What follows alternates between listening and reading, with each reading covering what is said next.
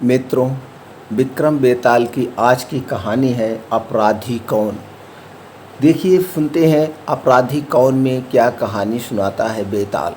दोस्तों, आप सभी का हमारे इस कहानी के चैनल पर बहुत बहुत स्वागत व अभिनंदन है। दोस्तों, चैनल को सब्सक्राइब करके बेल आइकॉन का बटन ऑन कर दें, जिससे हर एक वीडियो की नोटिफिकेशन आप तक पहुंच रहे। चलिए दोस्तों, कहानी को शुरू करते हैं। पेड़ पर उल्टे लटके बेताल को एक बार फिर अपने कंधे पर उठाकर राजा विक्रमादित्य ने शमशान की ओर चलना शुरू किया। तो बेताल ने एक नई कहानी सुनाना शुरू किया। बेताल बोला, एक बार की बात है बनारस की। बनारस में हर्ष स्वामी नाम का एक ब्राह्मण रहता था। उसकी पत्नी बहुत सुंदर थी और उसका नाम था लवड़ेवती। लवड़ेवती का रूप इतना सुंदर था कि कोई भी पुरुष उस पर मोहित हो जाता। एक दिन लवड़ेवती अपने घर की छत पर सो रही थी। जैसे ही आधी रात हुई, एक गंधर्व कुमार आकाश मार्ग से उड़ता हुआ जा रहा था। उसकी नज़र लवड़ेवती पर पड़ी तो वह उसकी ओर आकर्षित हो गया। गंधर्व कुमार लवड़ेवती को उठाकर ले गया। हर्ष स्वामी ने सुबह उठकर देखा तो उसकी पत्नी गायब थी। हर्ष स्वामी के लिए यह बड़े दुख की बात थी। वह अपनी पत्नी के अपहरण से इतना दुखी हुआ कि उसने आत्महत्या करने की ठान ली। जब लोगों को यह बात पता चली तो उन्होंने हर्ष स्वामी को समझाया कि उसे तीर्थ यात्रा करनी चाहिए। तीर्थ यात्रा से सारे पाप कट जाएंगे और तुम्हारी पत्नी तुम्हें वापस मिल जाएगी। हर्ष स्वामी के पास और कोई विकल्प न था, इसलिए वह तीर्थ यात्रा के लिए घर से निकल पड़ा। हर्ष स्वामी जब एक गांव से गुजर रहा था तो उसे भूख लगी। वह एक ब्राह्मण के घर पहुंचा। ब्राह्मण की पत्नी ने हर्ष स्वामी को खीर खाने को दी। हर्ष स्वामी उस खीर को लेकर एक तालाब के किनारे पहुंचा ताकि वह मुंह हाथ धोकर खीर खा सके और प्यास लगने पर उसे पानी भी मिल जाए। खीर का कटोरा एक पेड़ के नीचे रखकर हर्ष स्वामी हाथ पैर धोने लगा। तभी उस पेड़ पर एक बाज आकर बैठ गया। बाज के मुंह में सांप था और वह उसे खा रहा था। सांप का जहर हर्ष स्वामी की खीर पर टपक गया। भूखा हर्ष स्वामी जल्दी जल्दी उस खीर को खा गया। उसे नहीं पता चला कि खीर में जहर है। जहर हर्ष स्वामी के शरीर में फैल गया और वह तड़पने लगा। हर्ष स्वामी दौड़कर ब्राह्मण की पत्नी के पास आकर कहने लगा कि तूने मुझे जहर क्यों दिया, और इतना कहकर वह मर गया। ब्राह्मण ने जब यह देखा तो उसने अपनी पत्नी की एक बात भी नहीं सुनी और उस पर ब्राह्मण हत्या का दोष लगाकर अपने घर से निकाल दिया। इतनी कहानी सुनाकर बेताल ने राजा विक्रमादित्य से पूछा, राजन बताओ कि इस कहानी में अपराधी कौन है, सांप, बाज या ब्राह्मण की पत्नी। राजा ने उत्तर दिया, इस कहानी में इन तीनों में से कोई अपराधी नहीं है, क्योंकि सांप अपने शत्रु यानी बाज के वश में था और वह कुछ कर ही नहीं सकता था।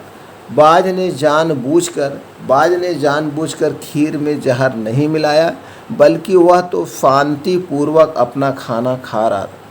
ब्राह्मण की पत्नी ने अतिथि का सत्कार किया था, उसे भोजन दिया था। जो इन तीनों को दोषी कहेगा वो खुद दोषी माना जाएगा। इस कहानी में अगर कोई अपराधी है तो वह है ब्राह्मण, जिसने बिना विचार किए और सच्चाई को जाने अपनी निर्दोष पत्नी को बेघर कर दिया। बेताल बोला, राजन आपने इस बार भी बिल्कुल सही जवाब दिया है। इतना कहकर बेताल फिर से उड़कर पेड़ पर लटक जाता है। राजा विक्रमादित्य उसे पकड़ने के लिए उसके पीछे भागे। एक बार फिर राजा विक्रमादित्य बेताल को पेड़ से उतारकर कंधे पर लादकर योगी की ओर बढ़ने लगता है। इस दौरान बेताल फिर से राजा को एक नई कहानी सुनाता है और शर्त वही होती है कि अगर राजा ने मुंह खोला तो वह उड़ जाएगा और जवाब पता होते हुए भी नहीं दिया तो राजा की गर्दन को धड़ से अलग कर देगा। बेताल राजा को सुनाता है, चोर हंसने से पहले क्यों रोया। बहुत साल पहले अयोध्या नगरी में वीर केतु नाम का एक राजा राज करता था। उसी राज्य में एक साहूकार भी रहता था। धनी साहूकार का नाम था रतन दत्त। उसकी एक सुंदर सी बेटी थी, रत्नावली। रत्नावती के लिए कई रिश्ते आए, लेकिन उसने किसी से भी शादी करने के लिए हाँ नहीं की। इस वजह से उसके पिता काफ़ी परेशान थे। रत्नावती को सिर्फ सुंदर और धनवान नहीं, बल्कि बुद्धिमान और बलवान वर चाहिए था। एक और रत्नावती के पिता ने अपनी बेटी से परेशान थे। दूसरी ओर नगर में चोरी शुरू होने लगी थी, जिस वजह से रतन दत्त को हर समय यह डर सताता था कि कहीं उसके घर से चोर सारा धन लेकर चला न जाए। इसी बीच रत्नावती की मुलाकात उस चोर से हो जाती। रत्नावती को लोगों के घरों से फल चुराकर तोड़कर खाने की बहुत ही आनंद आता था। वह चोर रत्नावती को आम चुराना सिखाता है। वह लड़की उससे बहुत प्रभावित होती है और रोज़ उससे मिलने लगती है। वक्त के साथ साथ उससे चोर से प्रेम हो जाता है। इधर चोर रोज़ रत्नावती से मिलने के बाद चोरी करने के लिए निकल जाता था। उधर अयोध्या में बढ़ती चोरी से परेशान राजा ने सारे मंत्रियों और पहरेदारों को डांट लगाते हुए कहा, नगर में रोज़ चोरियां हो रही हैं, लेकिन ना तो कोई पहरेदार उसे पकड़ पा रहा है और न ही कोई मंत्री उसे पकड़ने की योजना बना रहा पा। इसके बाद राजा ने खुद चोर को पकड़ने का फैसला लिया। चोर को पकड़ने के लिए राजा रोज़ रात को नगर में घूमने लगा। एक दिन राजा ने रात में किसी को घर में कूदते हुए देखा। राजा को शक हुआ तो वह भी उसके पीछे चल पड़े।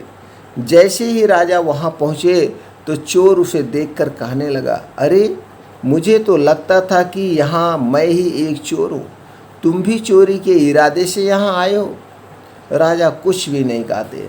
इसके बाद चोर कहता है, तुम भी चोरी के इरादे से आए हो तो मैं भी तुम मुझे से डरने की कोई ज़रूरत नहीं है। हम दोनों भाई भाई हुए, तुम एक तरफ मेरे मित्र भी हो गए। इसके बाद चोर राजा वीरकेत को अपने घर चलने का निमंत्रण देता है। चोर का आग्रह सुनकर राजा उनके साथ चल जाते हैं। चोर उन्हें अपनी गुफा में ले जाता है, जहां उसने सारा चोरी का धन छिपा रखा था। राजा वीरकेत इतना सारा धन और गुफा में मौजूद सुख सुविधाओं को देखकर हैरान रह गए। कुछ देर बाद राजा ने चोर से पूछा, तुमने इतना सारा धन इकट्ठा कर रखा है, तुम्हें चोरी करते हुए डर नहीं लगता? चोर जोर से हंसकर कहता है, राजा की सेना में कोई भी साहसी नहीं है और न ही वह अपने काम को ईमानदारी से कर रहे हैं। अगर एक व्यक्ति भी अपना कार्य ईमानदारी से करता तो इतना मुश्किल नहीं होता मुझे पकड़ना। एक चोर राजा की पूरी सेना पर भारी पड़ गया है, वह कोई योद्धा ही नहीं है। यह सुनते ही राजा ने अपनी तलवार निकाली और चोर से युद्ध करके उसे अपना बंदी बना लिया। तुरंत उसे बंदी बना लिया। चोर हैरान रह गया।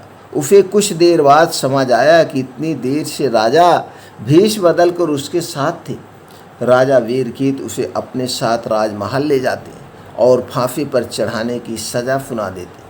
जैसे ही इस बात का ऐलान होता है कि चोर पकड़ा गया और उसे फांसी होने वाले, तो रत्नावती परेशान हो जाती है। उसे पता चल गया था कि राज्य में चोर चोरी कर रहा था, वही उसे आम चुराना सिखाता था।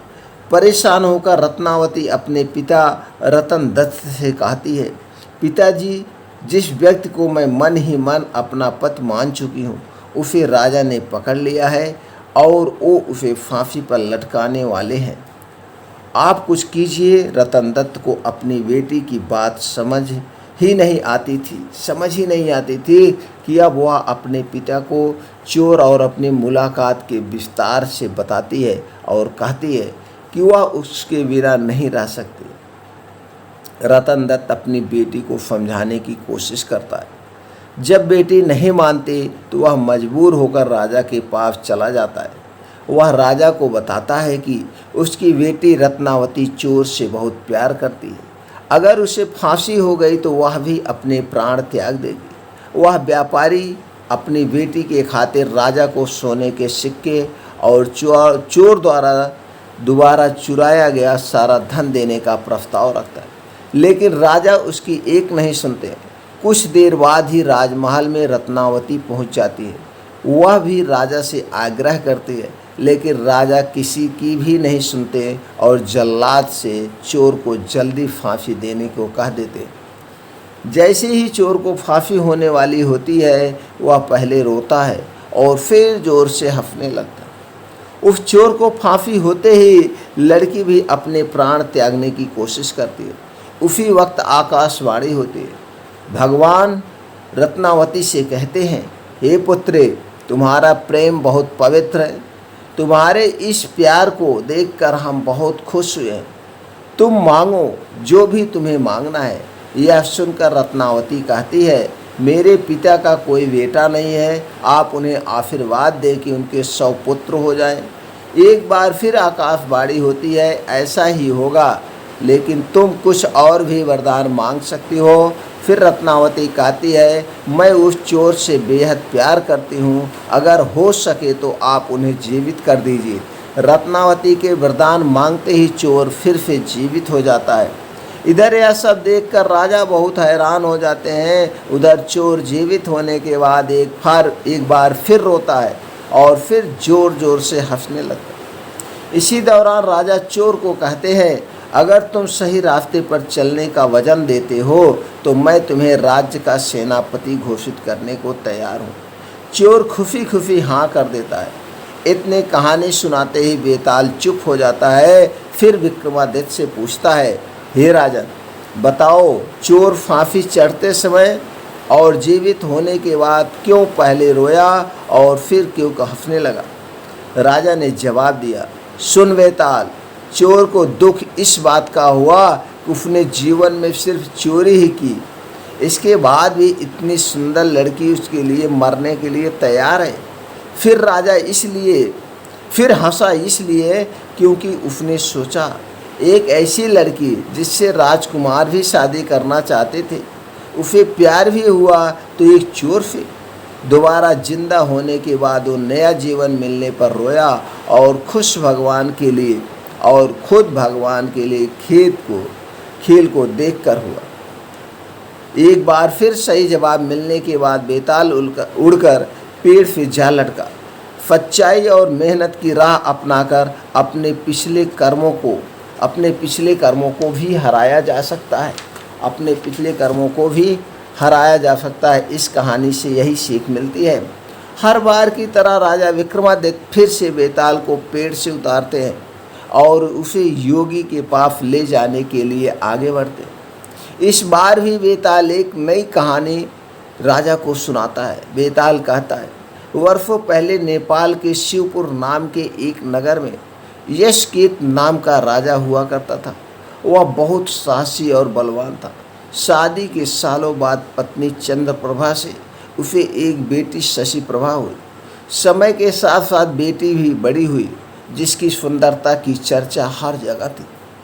एक दिन राजा अपनी पत्नी और बेटी के साथ बसंत ऋतु उत्सव देखने के लिए गए। उसी उत्सव में एक धनी ब्राह्मण का बेटा मनस्वामी भी आया था। उसने बसंत उत्सव में जैसे ही राजा की बेटी शशिप्रभा को देखा तो उसे पहली नज़र में उसे प्यार हो गया।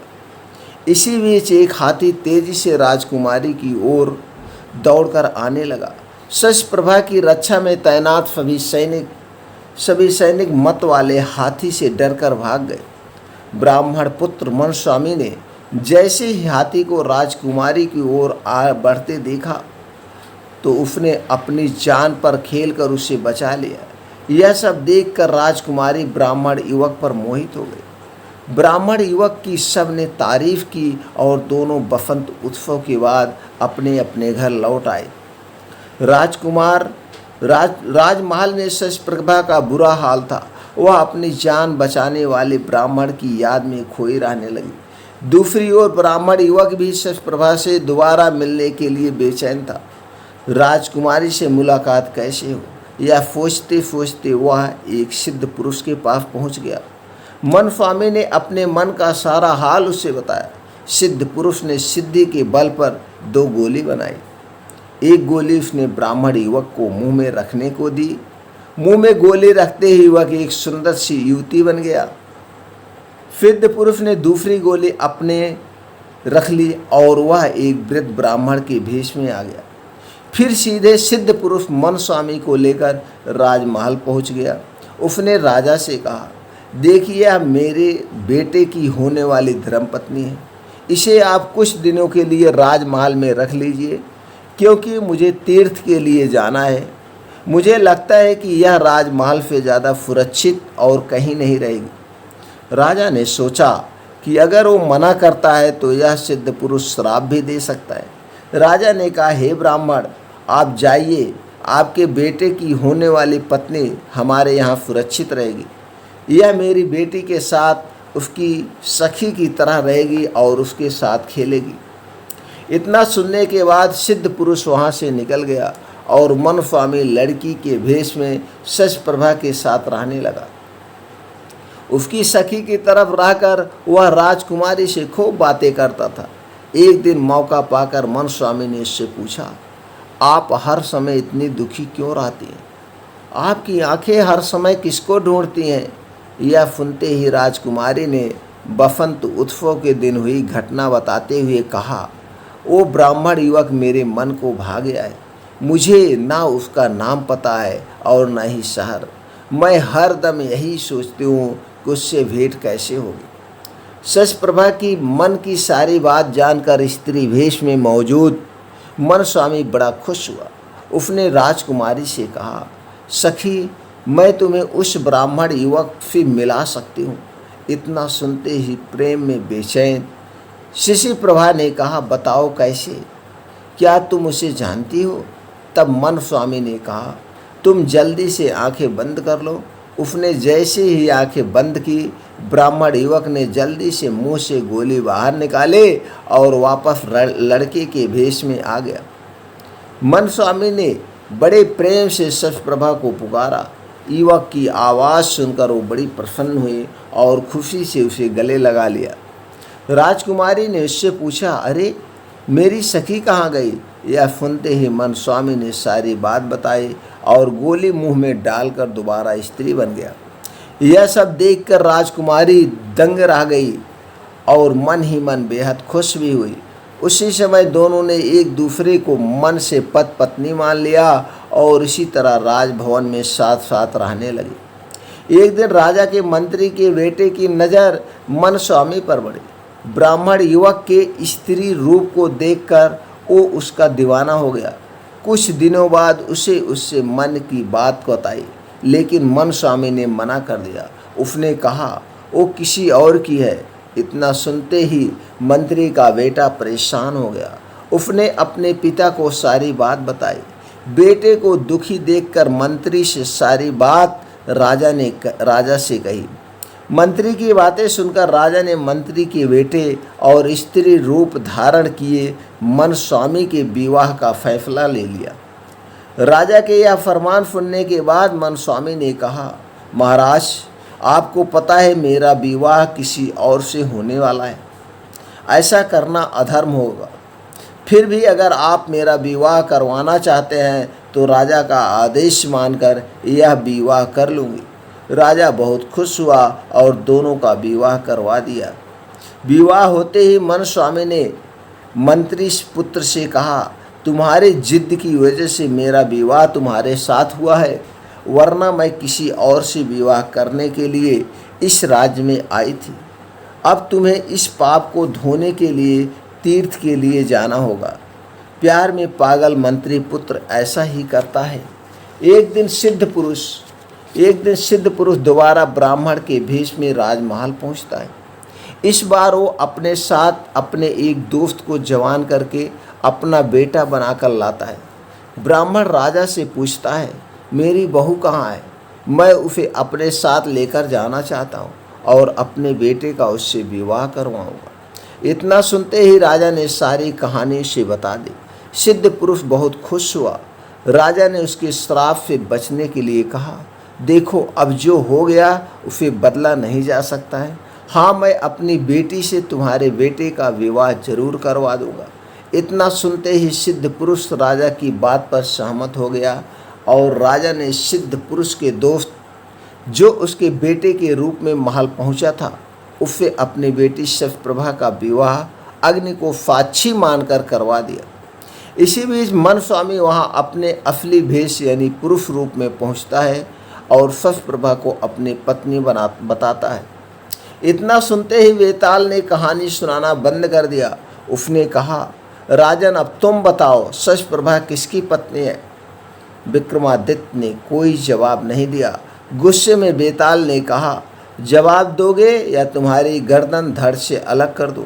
कुछ देर सोचकर विक्रमादित्य कहते हैं, शशिप्रभा उस लड़के की पत्नी है जिससे उसने अग्नि को साक्षी मानकर शादी की थी। मन स्वामी घर में भेष बदल कर रह रहा था और चोरी से शशप्रभा से मिलता था। यह जवाब सुनकर बेताल ने कहा, तुमने बिल्कुल सही जवाब दिया। अब तुमने सही जवाब दे दिया है तो मैं फिर से उड़ा राजन। ऐसा कहकर एक बार फिर बेताल दोबारा पेड़ पर जाकर उल्टा लटक जाता है। दोस्तों, क्या इस बार विक्रम बेताल को पकड़ पाएंगे? अगर विक्रम बेताल को पकड़ पाते हैं तो इस बार क्या कहानी सुनाएगा? दोस्तों, अगली बार की जो कहानी है बेताल सुनाएगा दगड़ू के सपने। दोस्तों, फिर मिलते हैं अगली कहानी में, अगले भाग में। लिंक डिस्क्रिप्शन में दे दिया जाएगा, आप वहां से हर एक भाग की आप कहानी सुन सकते हैं, अपने ज्ञान को बढ़ा सकते हैं।